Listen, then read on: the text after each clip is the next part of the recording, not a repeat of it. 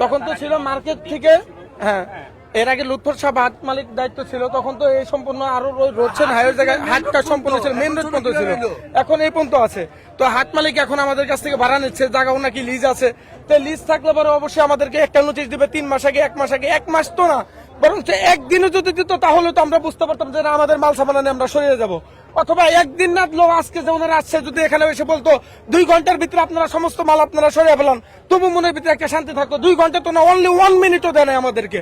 তাহলে আমরা এখানে কিভাবে কি সরাবো? সমস্ত মাল সামানে যে ওনারা ভেঙে দিল, লুটপাট করে সব দিয়ে গেল। ওনাদের শরীর থেকে এখনো তো আমলিগের গন্ধ তো জানাই।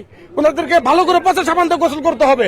পুলিশ প্রশাসন বলেন, ম্যাজিস্ট্রেট বলেন, ওনাদের যদি মনুষ্যত্ব একটু থাকতো তাহলে এসে 1 ঘন্টা অনলি হলো আমাদেরকে সময় দেওয়া হতো। 1 ঘন্টা তো দূর কথা, 1 মিনিটও আমাদের সময় দেয় নাই। এখনো তো ওনারা স্বৈরাচার হাসিনার চামচা। এই কারণে আমাদের জনগণের এই সম্মুখে এই সমস্ত আমাদেরকে ক্ষতিগ্রস্ত করলো। যদি এই ক্ষতিগ্রস্ত না করতো, যদি এই স্বৈরাচারের লোকে যদি না হতো, আমাদেরকে মনে করেন সময় হতো।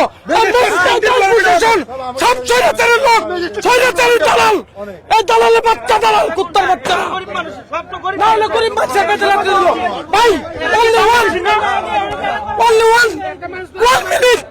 one minute তো সময় দিবে আমাদের, 1 মিনিট সময় দেয় আমাদের। কিভাবে দিবে? ওনারা তো স্বৈরাচার রক্তের এখনো গন্ধ জানাই। এই 7 মাসে তো ওনাদের শরীরে রক্ত গন্ধ জানাই। এই দেশের ভিতরে একটা ঘন্টা সুযোগ পাবো না। আমি হোটেলে 3 লাখ টাকা চাই ভাই, আপনার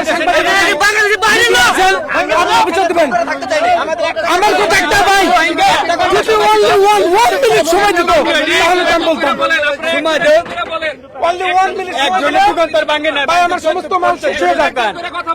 আমি অপরাধ করছি, আমি মেনে নিতাম যদি ওনারা আমাদের 1 ঘন্টা সময় দিত, আমার সব ব্যাংকে ফেলাইতো, সব ব্যাংকে ফেলাইতো।